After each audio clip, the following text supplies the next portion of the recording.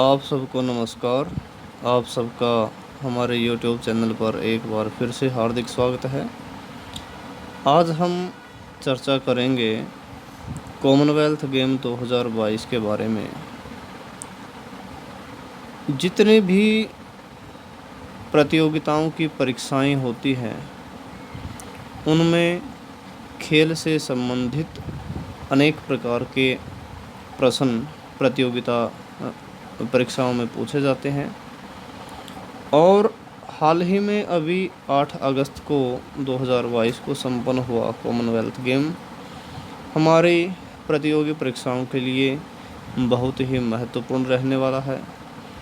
अनेक प्रकार के प्रश्न कॉमनवेल्थ गेम के बारे में प्रतियोगी परीक्षाओं में पूछे जा सकते हैं और यह बहुत ही अच्छा अवसर है कि 15 अगस्त का जो राष्ट्रीय पर्व है वो भी काफ़ी नज़दीक है और एक प्रकार से हमारे भारतीय जितने भी खिलाड़ी थे उन सभी ने अपने देश का सिर गौरव से ऊंचा कर दिया है, देश को एक तोहफा दिया, क्योंकि 2022 की जो कॉमनवेल्थ गेम की पदक तालिका है उसमें भारत चौथे स्थान पर रहा है। तो आइए जितने भी कॉमनवेल्थ गेम के महत्वपूर्ण बिंदु है उन सभी के विषय में हम चर्चा करेंगे। सबसे पहले तो हमको पता होना चाहिए कि कॉमनवेल्थ गेम्स की शुरुआत कब हुई। कॉमनवेल्थ गेम्स की शुरुआत हुई थी 1930 में। सबसे महत्वपूर्ण पहला ही प्रश्न हमारा है, कॉमनवेल्थ गेम की शुरुआत कब हुई? 1930 में।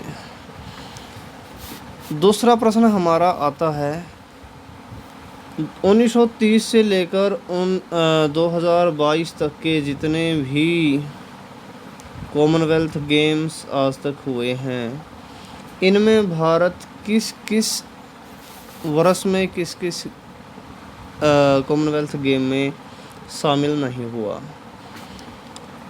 तो यहाँ पर आपको वो वर्ष पता होनी चाहिए जब भारत ने हिस्सा नहीं लिया। सबसे पहले तो 1930 का जो सबसे पहला ही कॉमनवेल्थ गेम था वहाँ पर भारत का कोई हिस्सा नहीं था, कोई खिलाड़ी नहीं गया। 1950 में भी भारत ने कॉमनवेल्थ गेम में हिस्सा नहीं लिया। उसके बाद 1962 में भी कॉमनवेल्थ गेम में भारत ने हिस्सा नहीं लिया।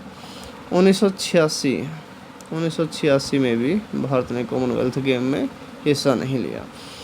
तो ये चार जो वर्ष हैं 1930, 1950, 1962 और 1986 इनमें भारत ने कॉमनवेल्थ गेम में हिस्सा नहीं लिया। अन्य जितने भी कॉमनवेल्थ गेम हुए हैं आज तक सब में भारत ने हिस्सा लिया है। अब आते हैं कॉमनवेल्थ गेम का पुराना नाम क्या है। इसको हम राष्ट्रमंडल खेल के नाम से भी पुकारते हैं, राष्ट्रमंडल खेल। कॉमनवेल्थ गेम को राष्ट्रमंडल खेल कहते हैं और इसका जो पुराना नाम है वो है British Empire game. British Empire game.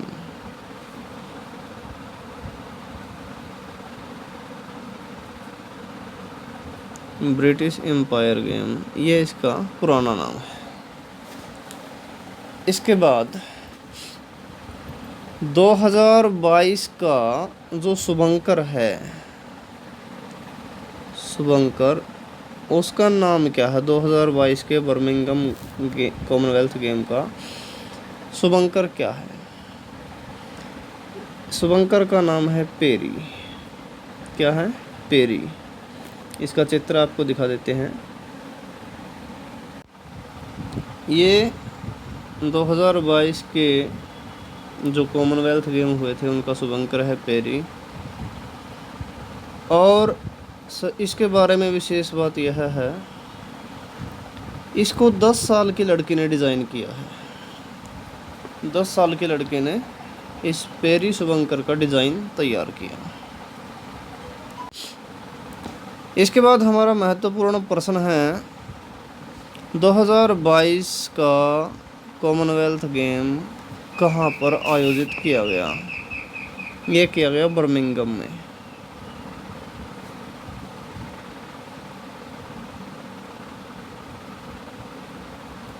Birmingham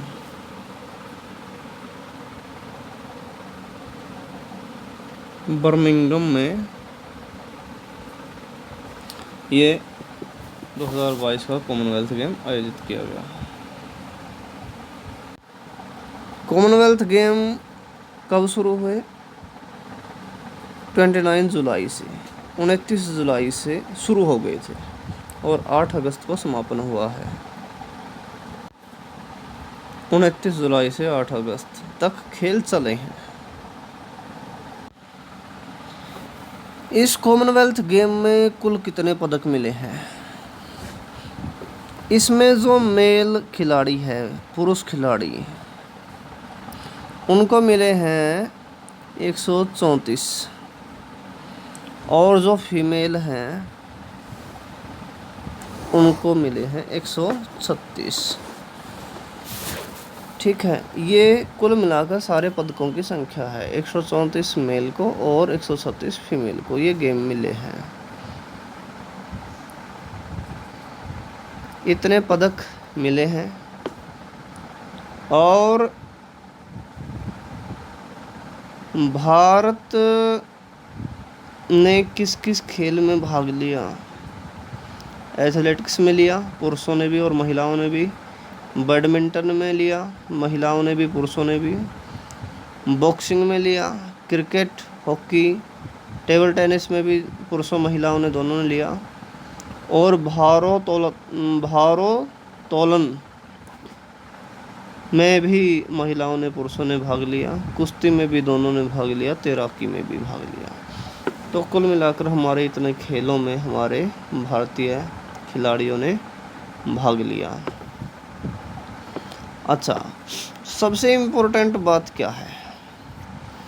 सबसे इम्पोर्टेंट बात है, अब की बार कॉमनवेल्थ गेम में पहली बार महिला क्रिकेट का आयोजन हुआ है। अगर ये प्रश्न आए, महिला क्रिकेट 2020, ठीक है, फॉर्मेट भी है वो, महिला क्रिकेट 2020 का पहली बार कौन से कॉमनवेल्थ गेम में आयोजन हुआ? तो 2022 में, अब की बार। ठीक है, इसके बाद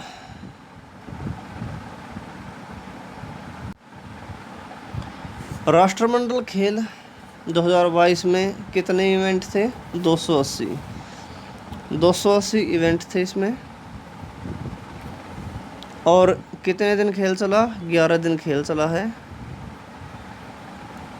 11 दिन खेल चला है। और 2022 जो है का राष्ट्रमंडल खेल ऐसा पहला खेल था जहां खेलों में किसी प्रकार का प्रदूषण नहीं हुआ, यानी कि इन खेलों में कोई आतिशबाजी नहीं हुई। ये सबसे मोस्ट इम्पोर्टेंट क्वेश्चन है।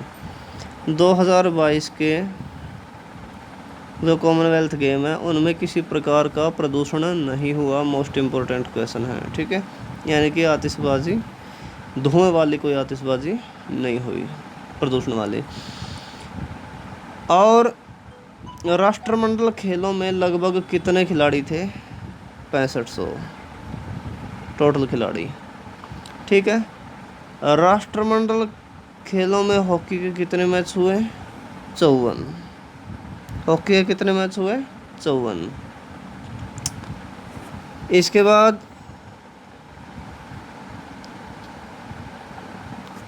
राष्ट्रमंडल खेल कुल कितने स्थानों पर आयोजित हुए? वहाँ कितने मैदान थे जिन पर आयोजित हुए? कितनी जगह थी? मैदान ज़्यादा हो सकते हैं, वो 15 जगह थी जिनमें ये कॉमनवेल्थ गेम आयोजित हुए। राष्ट्रमंडल खेल, आपको इसका पेरी का नाम बता दिया है जो शुभंकर है, पेरी द बुल। पूरा इसका नाम याद रखना, पेरी द बुल। ठीक है, 10 साल की लड़की ने इसको तैयार किया था। और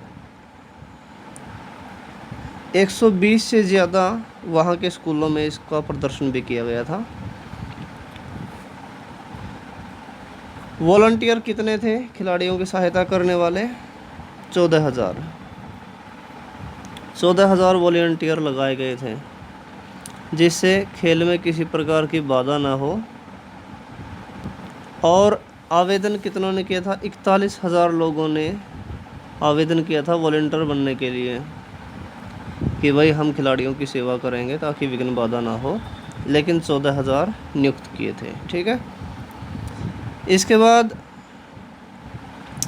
कितने प्रकार के मेडल मिले हैं? गोल्ड, सिल्वर और ब्रॉन्ज, 3 प्रकार के मेडल। ठीक है।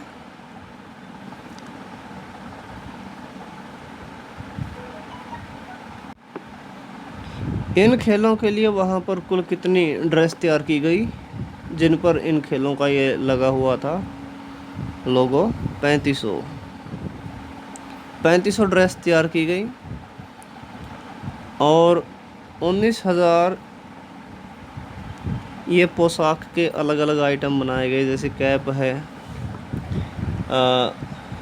ये ब्रेसलेट्स हैं इत्यादि, यानी कि पोशाक के आइटम, ड्रेस के आइटम जो ड्रेस के साथ में रखे जा सकते हैं। और कुल मिलाकर इन खेलों के लिए, इस डिज़ाइन के लिए 10,000 मीटर कपड़े का प्रयोग किया गया। ठीक है, 10,000 मीटर। हाँ जी, इतना कपड़ा इन खेलों के प्रचार के लिए किया गया।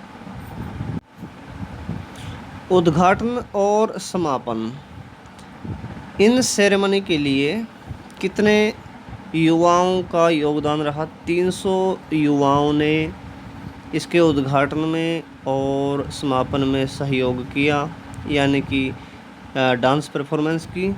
और उन सब की उम्र 16 वर्ष से 30 वर्ष तक की थी जिन्होंने डांस का परफॉर्मेंस किया। ठीक है। इसके बाद 2022 के बाद अगला राष्ट्रमंडल खेल कब होगा? 2026 में होगा। कहाँ पर होगा? ऑस्ट्रेलिया में होगा। 2026 के कॉमनवेल्थ गेम कहाँ पर होंगे? ऑस्ट्रेलिया में होंगे।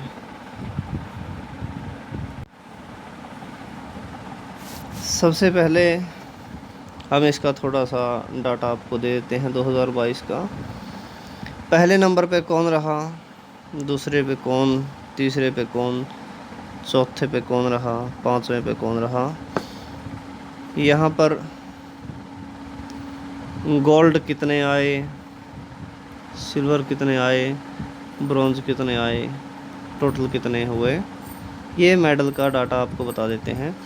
सबसे पहले नंबर पर ऑस्ट्रेलिया रहा है, 67 गोल्ड, 57 सिल्वर, 54 ब्रॉन्ज, कुल मिलाकर 178 मेडल ऑस्ट्रेलिया को मिले। दूसरे नंबर पर इंग्लैंड रहा, 57 गोल्ड, 66 सिल्वर, 53 ब्रॉन्ज, कुल मिलाकर 176। दूसरे नंबर पे इंग्लैंड। तीसरे नंबर पे कनाडा रहा। कनाडा गोल्ड मिले हैं 26, 32 सिल्वर, 34 ब्रॉन्ज, कुल मिलाकर 92 मेडल कनाडा को मिले। चौथे नंबर पर अपना देश भारत देश, 22 गोल्ड, 16 सिल्वर, 23 ब्रॉन्ज, कुल मिलाकर 61। पाँचवें नंबर पर रहा न्यूजीलैंड। न्यूजीलैंड के गोल्ड मिले हैं 20 और 12 सिल्वर, 17 रहे हैं ब्रॉन्ज, कुल मिलाकर 49। इस तरह से ये आपका क्रम है। पहले नंबर पे ऑस्ट्रेलिया रहा 178 के साथ, दूसरे नंबर पे इंग्लैंड रहा 176 के साथ, तीसरे नंबर पे कनाडा रहा 92 मेडल के साथ, चौथे नंबर पर भारत का नंबर आया 61 मेडल के साथ, और पाँचवें नंबर पर न्यूजीलैंड रहा 49 मेडल के साथ। अब हम आपके सामने एक इस वीडियो का इंटरेस्टिंग पार्ट लेकर आते हैं। आपको देखते हैं आप किस खेल के लोगों से उस खेल का नाम पता करने में माहिर हैं। हर एक खेल का कुछ ना कुछ लोगो होता है, कुछ टाइटल होता है। तो देखते हैं आप किस खेल को समझ सकते हैं लोगो देखकर। अब आप इस चित्र के द्वारा पता कीजिए यह किस खेल का चित्र है। यदि आपको पता लग जाता है नीचे कमेंट बॉक्स में लिख करके भेजिएगा। और यदि आपको आपके भारत के खिलाड़ियों पर गर्व है, आपको भारत देश पर गर्व है, तो इस वीडियो के कमेंट बॉक्स में जय हिंद, जय भारत, वंदे मातरम इत्यादि कुछ भी लिखकर आप कमेंट ज़रूर करिएगा। और एक भारतवासी होने के नाते इस वीडियो को हर एक भारतवासी तक पहुंचाने की कोशिश कीजिए। जब आप खुद कोशिश करेंगे तो आगे से आगे सभी करेंगे। सबको प्रेरित कीजिए कि कॉमनवेल्थ गेम के इन महत्वपूर्ण पॉइंट को सभी जानें और इसमें भारत का प्रदर्शन क्या रहा, किस खिलाड़ी को कौन सा मेडल मिला, पूरी जानकारी आपको दी जाएगी। इसके बाद अब इस चित्र से आप अंदाज़ा लगाएं किस खेल का चित्र है। यदि नाम पता लगता है नीचे कमेंट बॉक्स में लिखिए। इसके बाद इस खेल से आप बताइए यह किस खेल का चित्र है। क्या आप पता कर सकते हैं? यदि बता सकते हैं तो नीचे बताइए कमेंट बॉक्स में। यह किस खेल का चित्र है, अंदाज़ा लगाइए। यहाँ पर आपके एक प्रकार की रीजनिंग के जो क्वेश्चन आते हैं हमारे, चित्र से अंदाज़ा लगाना, चित्र को फिट करना, या चित्र के कुछ पार्ट के द्वारा चित्र को पूरा बनाना, इस तरह के रीजनिंग में क्वेश्चन पूछे जाते हैं। लेकिन अंदाज़ा लगाइए किस खेल का चित्र है। अब यह बताइए किस खेल का चित्र है। जिस भी खेल की पहचान आपको होती है चित्र से, तो इस वीडियो का टाइम डालकर कि इस टाइम पर जो चित्र दिखाया गया है वो इस खेल का है। आप टाइम नोट कर सकते हैं साथ साथ में कि हम किस टाइम पर कौन से खेल का चित्र आपको दिखा रहे हैं। आपको पहचान में आता है तो कमेंट बॉक्स में ज़रूर लिखें। अब यह बताइए किस खेल का चित्र है।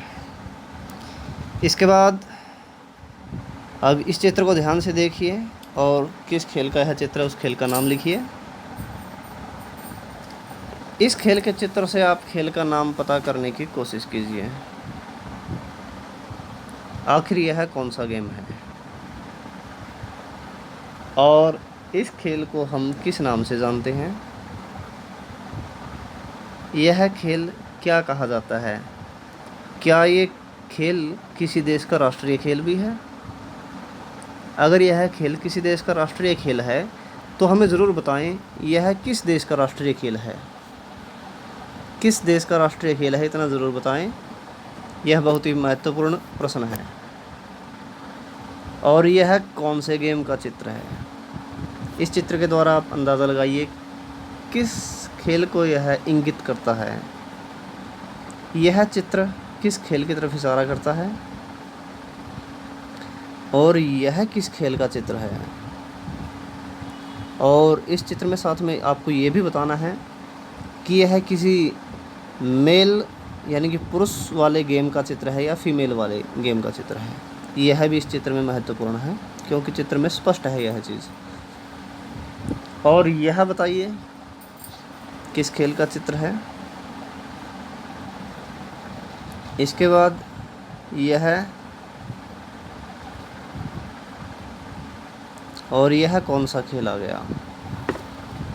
इसको तो लगभग सभी बता देंगे क्योंकि यहाँ पर आपको मिल गया ना एक मेन पॉइंट। और यह कौन सा खेल है, अंदाज़ा लगाइए और नाम बताइए।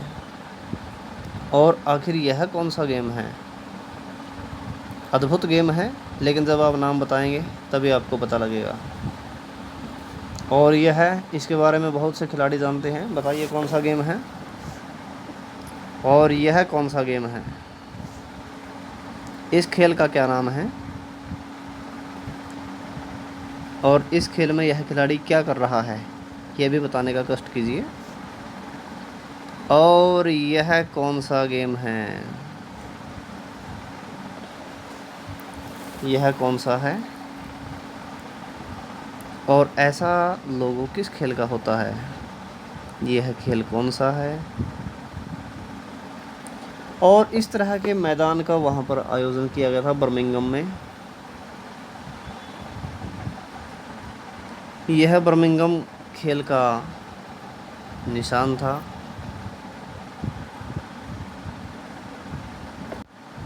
यहाँ पर आप देख भी सकते हैं, वही चित्र है, मैदान में भी यह लगाया गया था बर्मिंघम खेल के चित्र को। अब आप अपना कॉपी पेन उठाकर अपने खिलाड़ियों के नाम भी लिख सकते हैं।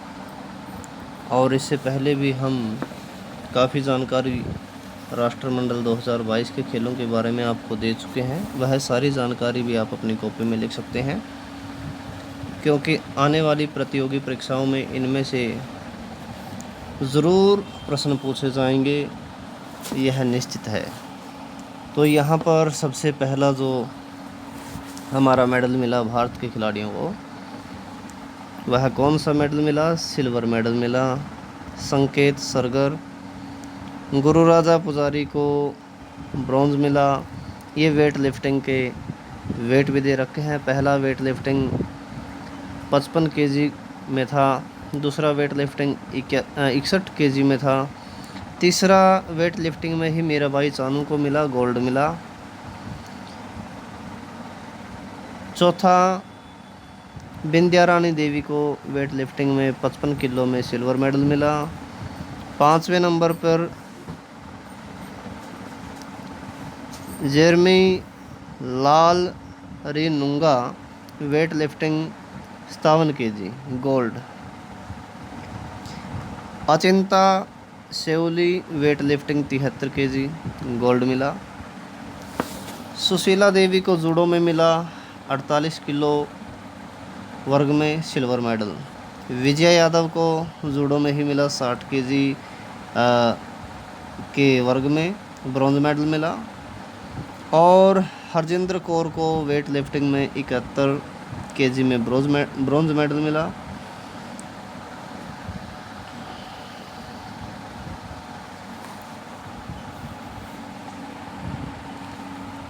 टेबल टेनिस में जो भारत की पुरुषों की टीम थी उसमें हमको गोल्ड मिला है। और वोमेंस 4 के गेम में वोमेन की जो लॉन बॉल टीम थी उनमें गोल्ड। मिक्स टीम को बैडमिंटन में सिल्वर मिला है। विकास ठाकुर को वेट लिफ्टिंग में 196 केजी में सिल्वर मिला है। और लवप्रीत सिंह को वेट लिफ्टिंग में 109 केजी में 109 किलो में ब्रॉन्ज मेडल मिला है। सौरव घोषाल को मैन सिंगल स्क्वॉश में ब्रॉन्ज मेडल मिला है। गुरप्रीत सिंह को वेट लिफ्टिंग में ब्रॉन्ज मिला। तेजस्वी शंकर एथलेटिक्स में हाई जंप में ब्रॉन्ज मेडल मिला। तुलिका मेनन जूडो में सिल्वर प्राप्त किया। इसके बाद सुधीर को पैरा पावर लिफ्टिंग मेंस की हैवी वेट में गोल्ड मिला है। मुरली श्रीशंकर को एथलेटिक्स लॉन्ग जंप में सिल्वर मिला है। अंशु मलिक को वोमेन रेसलिंग 57 केजी में सिल्वर मेडल मिला। बजरंग पुनिया को मैन की रेसलिंग में 65 केजी में गोल्ड। साक्षी मलिक को वोमेन रेसलिंग में 62 केजी में गोल्ड मिला। दीपक पुनिया को भी गोल्ड मिला 86 केजी की मैन रेसलिंग में। और दिव्या काकरण को वोमेन की रेसलिंग में 68 केजी में ब्रॉन्ज मेडल प्राप्त हुआ। मोहित ग्रेवाल को मैन की रेसलिंग 125 केजी में ब्रॉन्ज मेडल प्राप्त हुआ। प्रियंका गोस्वामी को वोमेन की 10,000 मीटर की रेस में सिल्वर मेडल मिला। अविनाश साबल को मैन की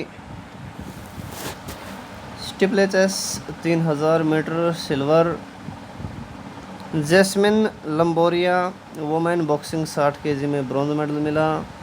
पूजा गहलोत को भी वुमेन की रेसलिंग में, जो कि 50 केजी की थी, वहाँ पर ब्रॉन्ज मेडल प्राप्त हुआ।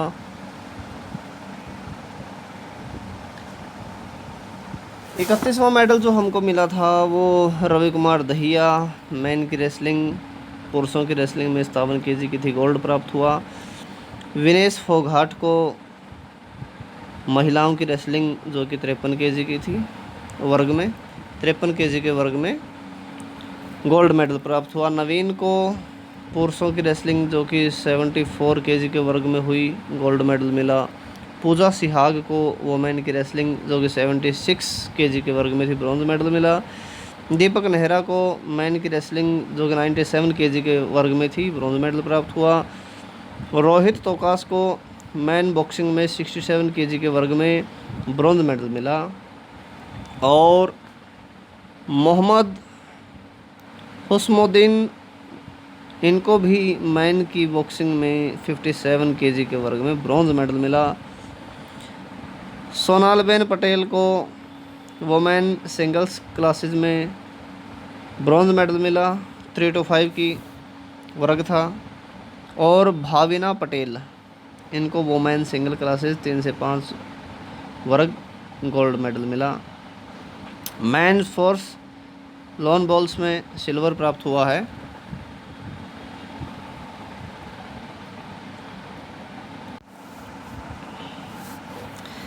इंडियन वुमेन हॉकी टीम को ब्रॉन्ज मेडल मिला है।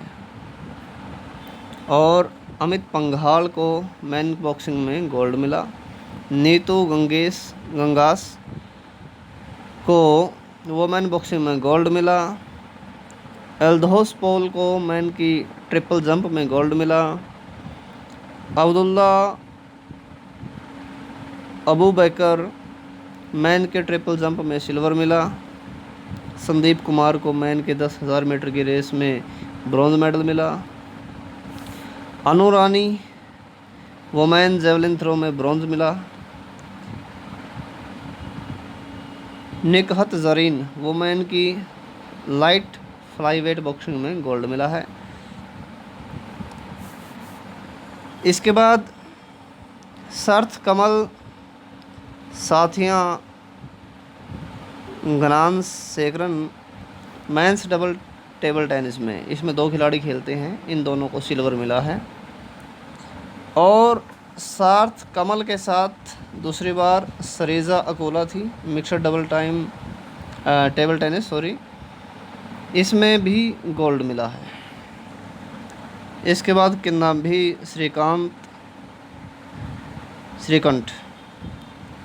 श्रीकंठ को मैन के सिंगल्स में बैडमिंटन में ब्रॉन्ज मेडल प्राप्त हुआ।